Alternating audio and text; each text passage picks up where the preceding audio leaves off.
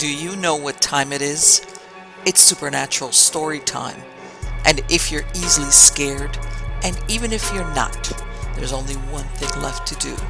Just turn off the lights, because these are stories that you listen to only in the dark. Stories of Strange Creatures, Volume 3, Story Number 1. I grew up in a funeral home. I helped out in the office.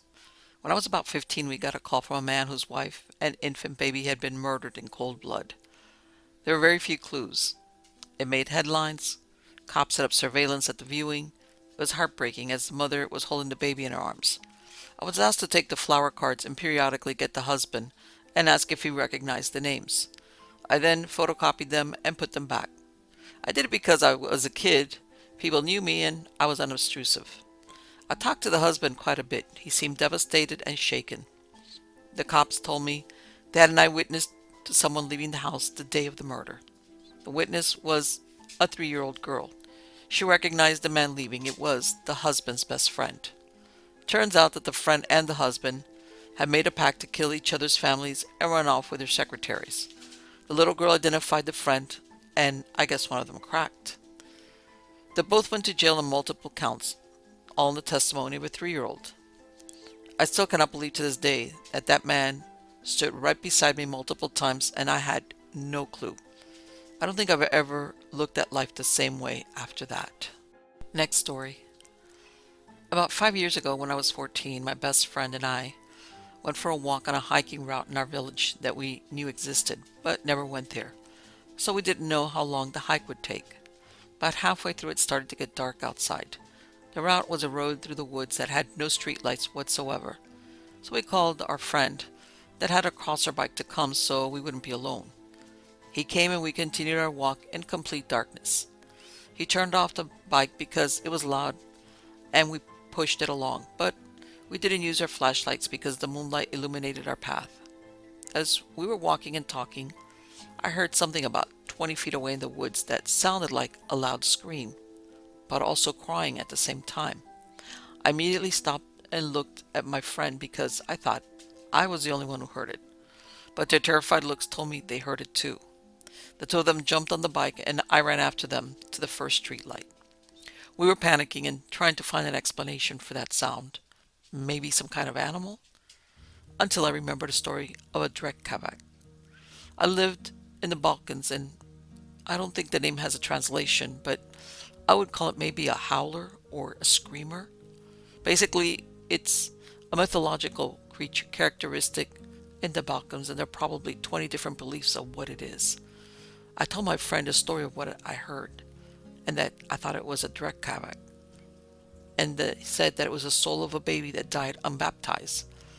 To this day, I get goosebumps when telling the story to someone, and I remember like it happened yesterday. Next story. My ex-husband lived many of his childhood years in what they thought was a haunted house. The stories from there are weird for sure, but I often wonder what exactly the source of the haunting was. For instance, the entire family would go out to do a family thing.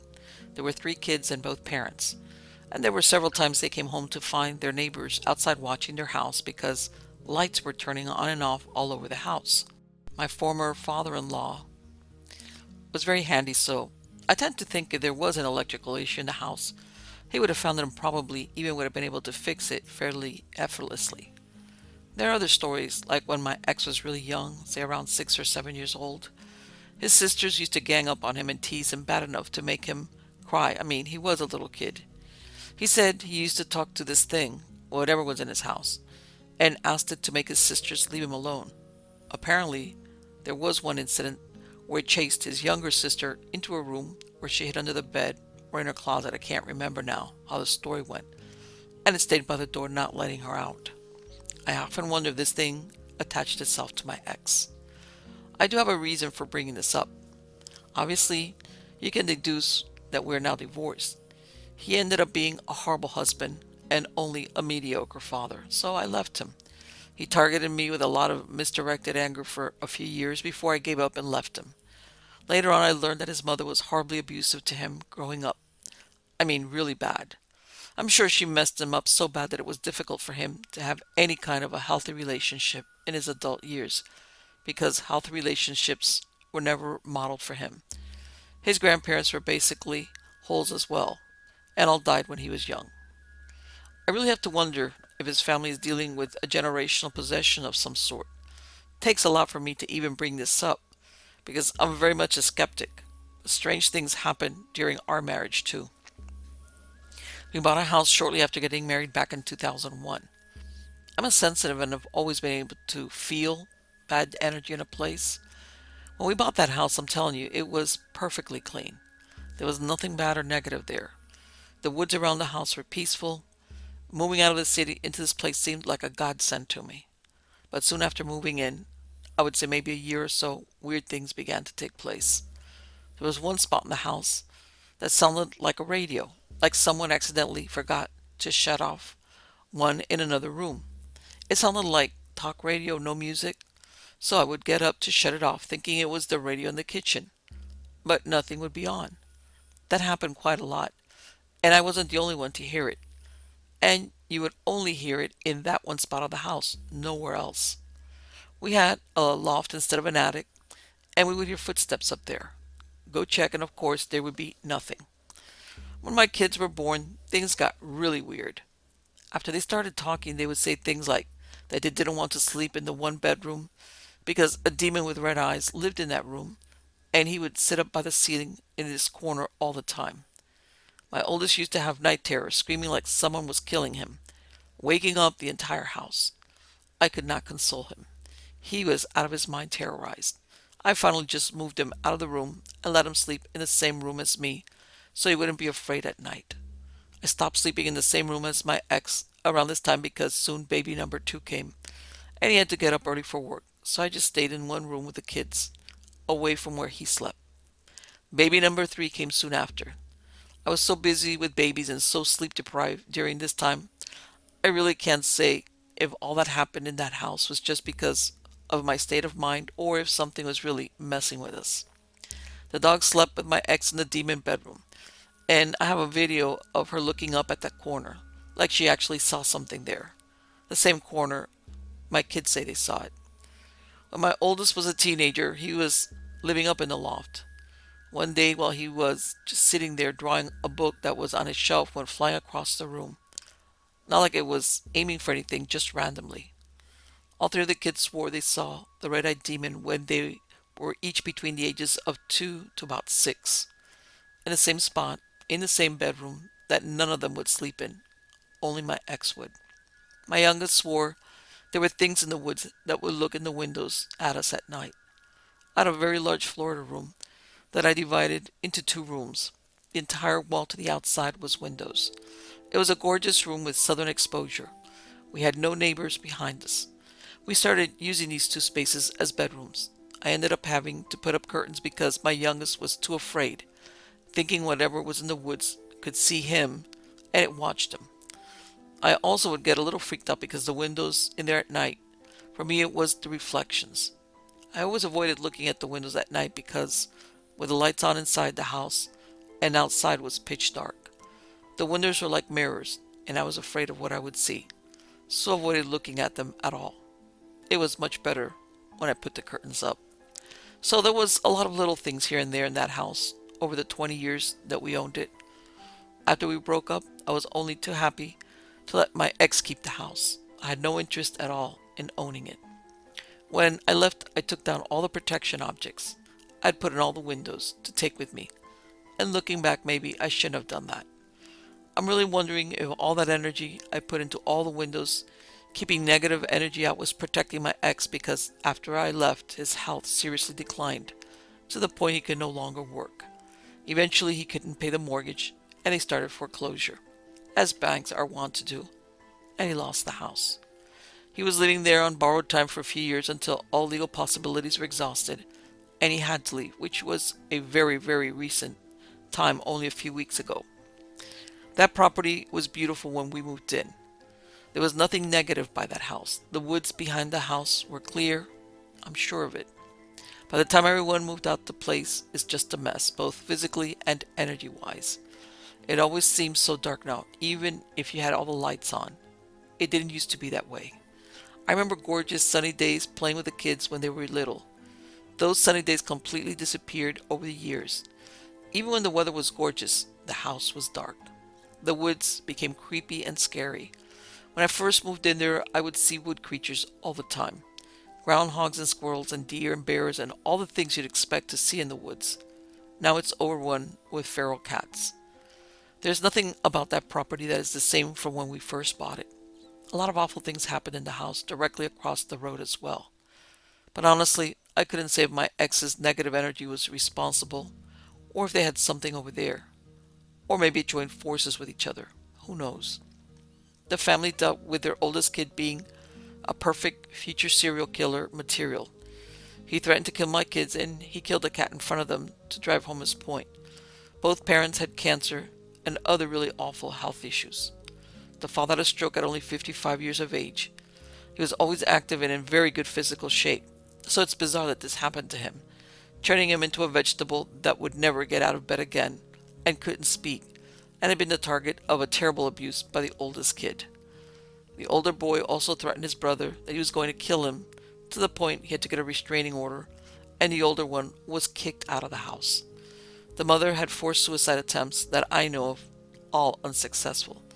Then one day she just died, like out of the blue, had a heart attack through no effort of her own. Really, really bad stuff there. But being a skeptic, I often just wonder maybe it was just two families who lived across the road from each other that had terrible luck, or maybe bad genes, or something. Who knows? It's just an awful lot of coincidence to justify it as bad luck. There's way more that happened, but it just would take too long to talk about it. Maybe one day I should write a book. Next story. I was home from college in the summer of 2001. Since 1994, me, my mom, and 2 of my sisters had lived in an old mobile home out in the middle of nowhere in South Georgia. The woods were nearby, and my bedroom was at the end of the trailer, and the window faced out into the woods. I always felt a heaviness in that trailer. One night I was suddenly awakened and looked down at the foot of the bed, where I saw a black-faced demon. It was not a cartoon devil. It was like his face was burned. He communicated without speaking, but I heard him in my head. He asked me to join him and told me that if I didn't, then innocent people would suffer. I saw images in my head of people I didn't know being hacked to pieces with a machete. But in my mind, I somehow knew it was a trick, and I said no. I drifted back to sleep and woke up in the morning vividly remembering the demon's face, but telling myself it wasn't real. I worked 2 jobs during the summer, and about 3 weeks later I was robbed at gunpoint when I was at the manager closing the fast food restaurant. I was incredibly shaken from the event and having a gun put to my head. One of my younger sisters was there to comfort me and help me through the trauma. Her 18th birthday was August 3rd. On August 4th, she drank toxic cleaners in her bedroom and went into a coma. I found her when I returned home and called 911. She was on life support for a few days before we took her off because she was brain dead. It wasn't until much later that I wondered if this was just what the demon had warned me about. I also wondered if the demon convinced her to do it. I felt guilty for years and still do from time to time. After my sister died, I had to go back to college. I graduated and moved away for good and only returned on holidays to visit. My mom understandably went into a deep depression. She died this past April, and my other sister who still lives in the trailer believes her spirit is there. I haven't stepped foot in that mobile home since my sister died in 2001 because of the negative energy in there. Long story short, I 100% believe that I saw a demon. Next story. When I was 8 years old, I was with my mother in a grocery store. I looked up and saw something. I still don't know what it is. The creature was my height, or a little bit shorter, quite brown, rough skin, and the head was more than 1/4 of the body. A very broad figure. A bit human looking, but definitely not a human. It was dressed in human winter clothes in bluish colors. The face was huge, with a very big mouth downturned in a sort of grumpy expression. I didn't know what I saw, so I looked up 5 times to see if what I saw was real. I remember that because I was so afraid of the number 5 for a long time after. Same with the color blue because the creature was wearing clothes in different shades of blue. My mother didn't seem to notice anything unusual and got a bit annoyed with me because I suddenly started behaving weird. She was tired and a bit stressed and just wanted to get home. I didn't say anything to her because I usually kept my problems to myself. I've been looking up many times to figure out what I actually saw, but without any result. I've never seen anything strange after that, and I'm wondering still exactly what it is I saw that day at the grocery store. Next story. It happened when I was about 9 or 10 years old. I was happy, had friends, and everything was normal. I never had a bad relationship with anyone or had anything negative happen to me. I was just a person who enjoyed life and lived through it. I never experienced any kind of abuse either. But that night changed my life. My mother took me to bed and read me some stories about fairy tales. My room was very childish. I had pink furniture and cuddly toys everywhere. However, a corner of my room was empty, so there was nothing to stand there as my parents wanted to buy me guinea pigs and therefore had made some space for it in my room. When my mother was done reading the story to me, she turned off the lights and went to sleep herself. She always left the door open and never locked so that I had light in the room. I didn't have a night light because my parents were very frugal. After a few minutes, I fell asleep, and also, like all of the other times, I had a peaceful dream until I heard it. I'd be breathing from the empty corner of my room. It literally ripped me out of my sleep, and you certainly can imagine the frightening gaze I had. I was turned with my back to that corner. I don't know how to explain it, but I think you already understand what I mean. I thought maybe these were my parents or my brother, that he had to go to the toilet, or maybe he wanted to play a prank on me. I tried to fall asleep again and started sweating, so scared. And maybe a few more minutes or hours passed, and the breathing just didn't stop. So I finally dared to look into the corner, which was the biggest mistake of my life. That moment, I became pale, got goosebumps, and then I tore my eyes painfully open. Everything went really bad at that moment. I saw an older version of me standing in the corner with long, curly, dark brown hair. She wore a long dress that was partially torn and dirty. She had no legs and theoretically flew across the floor. She was pale and you could see the notching of the veins already out of the skin. The body was also completely overwhelmed with scars, as the dress was somewhat transparent. She was completely emaciated. But the worst was the face. This thing had scars on its face everywhere. It smiled at me with yellow and mottled teeth. Her eyes were ripped open and glowing yellow, and her pupils were deep black and large.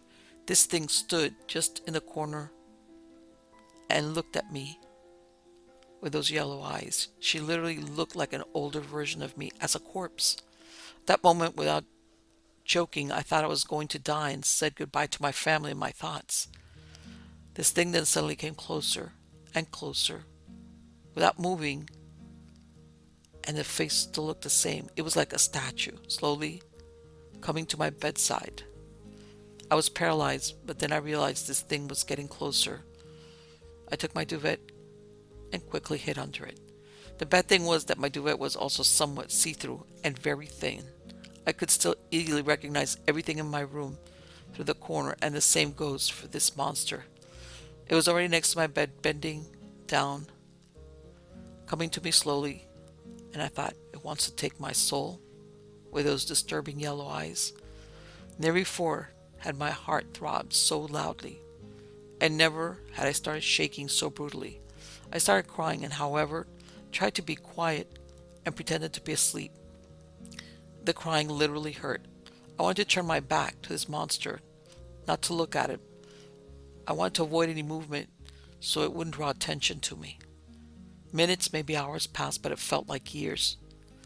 It felt so long that this thing stared at me. I thought that when it gets bright, that this thing would finally disappear, and I prayed to God and thanked him that this monster couldn't do anything to me physically. But that came the shock of my life when this monster slowly raised this dirty, scarred hand over me and slowly took the duvet I could really see those moldy fingers. It wanted to rip the day off me, and I wanted to scream from that moment, but suddenly I couldn't do any more. I have never felt such fear.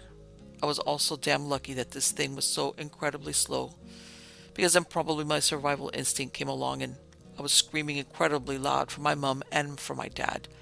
They came running straight away, and it literally felt like either a rescue. This thing disappeared into the ground and just before my parents came into the room. I've never been so happy to be with my parents yet after this incident. I've only had misfortune and feel persecuted as well as being watched. I haven't been able to sleep properly since that event. I often get sick and I've been depressed since then. I have no friends left and I'm literally lost. Yet the bad thing is that I haven't been able to see in the mirror since. I'm afraid of being murdered. Was that a future me? Which is why I don't go out of the house. Only if I have to work. And I can still see that face in front of my bed in the dark. I still have to live in this room, unfortunately, and I still get nightmares about it. Next story. November 13th, 2011 is when my mom went crazy. My parents were married for 21 years. My mom had always had her demons, but for a long time, she at least tried. Sometime in 2006 or 2007, after I went off to college, she went off her meds for depression for the 45th thousandth time. This time was different though. I didn't realize what mania looked like at the time. I was only 18, but years later I realized she had an adult onset of bipolar disorder. It was unnerving. It was the last straw for my dad and he left. The divorce was finalized in 2008. My mom was never the same. The combination of borderline personality disorder and bipolar disorder, both diagnosed, meant watching her go up and down on a haunting roller coaster of destruction meant watching the small part of her that was a mother fade away. My dad left the house, the one we had lived in all my life. It's a beautiful home, cozy, and on the corner. There's a big bay window and natural light. It always felt like home until the divorce. I hated being in the house after my dad left. Her behavior became more erratic and the lows became so much lower and the house began to change. It was dark and stale and you couldn't wait to leave. I've always chalked it up to my perception as a young adult, weathering a divorce and my mom's downward spiral, but now I don't know. It got worse and worse over time, and then I got the phone call on November 13th, 2011. I was living in another city. The call was from my father, telling me a neighbor noticed he hadn't seen my dog in the bay window for several days and decided to use the spare key my mother had given him. The dog was found dead in the bathroom and my mother in bed, weak and frail. She had laid in bed for so long her leg muscles had atrophied. The dog I've never been able to get answers on, but my sister once let it slip that there was blood. The cleaners my aunt hired to clean the house found my cat 3 days into the job, crushed to death between the ottoman and chair in the back room. She spent the next few years in a catatonic state, first in a mental hospital and then she was transferred to a nursing home. In the meantime, I was the one to clean up the house. She was a shopaholic hoarder and mental illness had only amplified it. The first time I came back home, it felt dark and stale, but it was empty. It didn't have the panic pressure that I had felt with my mother there. I sort of felt better and then I went through and I cleaned everything and kept sorting and cleaning. The more I did this, the lighter and brighter it became until it felt like home again. Not really, but kind of. There was always a little bit of staleness there, but I attributed and perhaps still do to my subconscious awareness of what had happened there. One thing I noticed about the house was that the lightness could become dark in the blink of an eye, and everything was gradual, if that makes sense. You never noticed things until you were consumed by the still of darkness. It was like a cloak coming over the place in one steady sweep. It was odd, but how can you explain it? I had a boyfriend. Our relationship wasn't exactly healthy to begin with, but I will say that he noticed the same thing I did with the house. There were 3 specific incidents with that house. The first one happened when one day it was me, him, and one of his friends sitting in the middle room when we heard a distinct sound of the front door opening. They went to go check and it was closed with no sign of being open. The thing about the door is that as it was old like the rest of the house, the door had become difficult to open and close. In order to open it, you had to put your shoulder into it, but in order to close it, you had to thrust your body weight against it several times before it would shut. We heard it open, but we never heard it shut. This was impossible. 3 people heard the exact same thing. The second incident was when my ex and I were sitting in the middle room once again.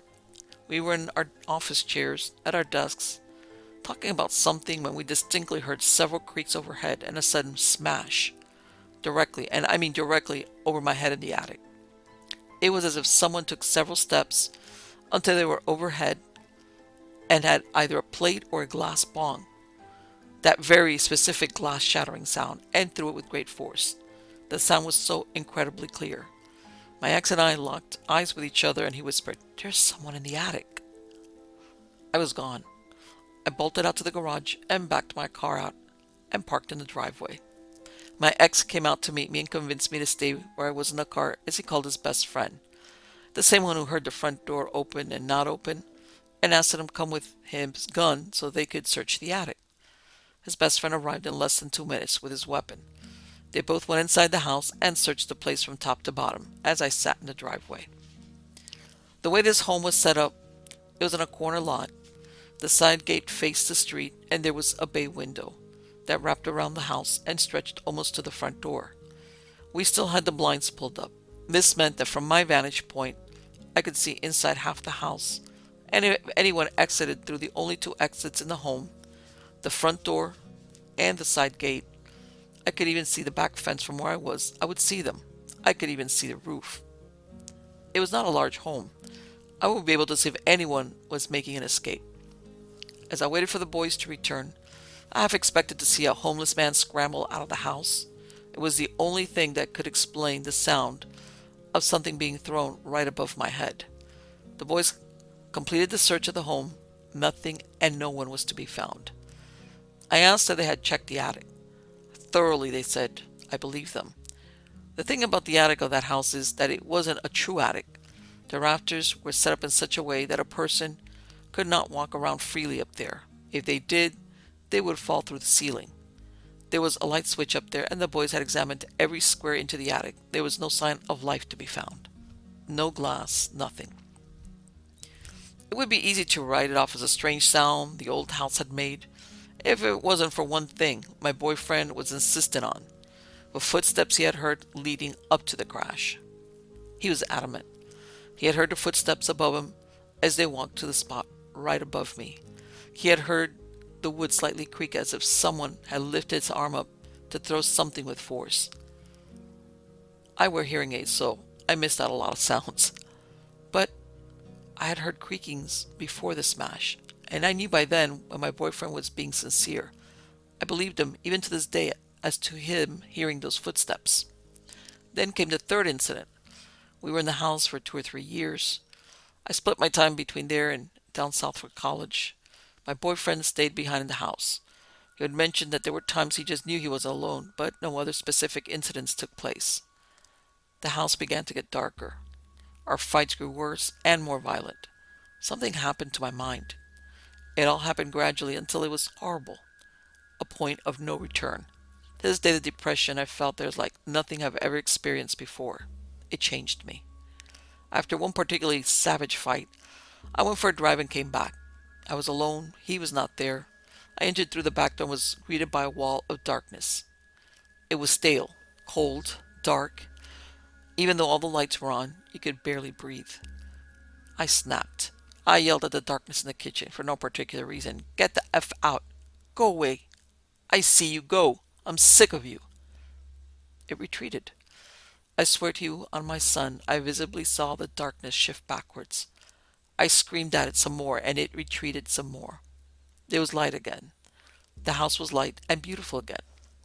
My memory stops there, in the kitchen screaming at the darkness. Then I wake up in my bed, fully clothed on top of the sheets. The house is dark again. The staleness is there again, but when I walk into the kitchen, it is light and bright. Oddly enough, that was the first time I considered the possibility that there might be something more to the house, that there might be something otherworldly there. But what? Not too long after the incident in the kitchen, I left the house and it was put up for sale. I've been through many tough and trying times since then, but I have never ever experienced the darkness, the sluggishness, the staleness, the pressure, the panic, the hopelessness, the bleakness, and the agony of that home since then. My gut tells me that there's something there. My rationalism is willing to concede that it could all be subconsciously rooted in the pain associated with the home's history. But I feel that there truly is or was something dark and dangerous within the home. And I only wonder if it was there when my mother moved in with my father, or if she created it with her downward spiral. I had a recurring dream while in that house. I would walk into the middle room and see something that resembled a cross between the creature from Alien and Predator, and it would lock eyes with me, and I would hear in my mind, "Widow Sullivan," and the dream would end. There's no one in my family with the name Sullivan, and I'm unsure if it's connected. Probably not. But I never had that dream again after leaving the home.